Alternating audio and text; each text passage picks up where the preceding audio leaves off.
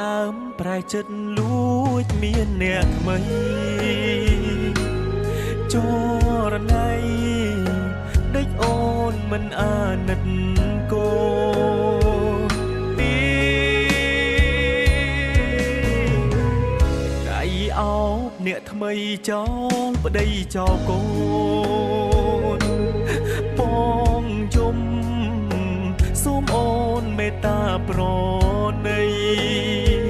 ខ្មាំងញៀតចិត្តខាងគេថាអូននាងរត់ចោលប្តីស្រវាអមនាងដតី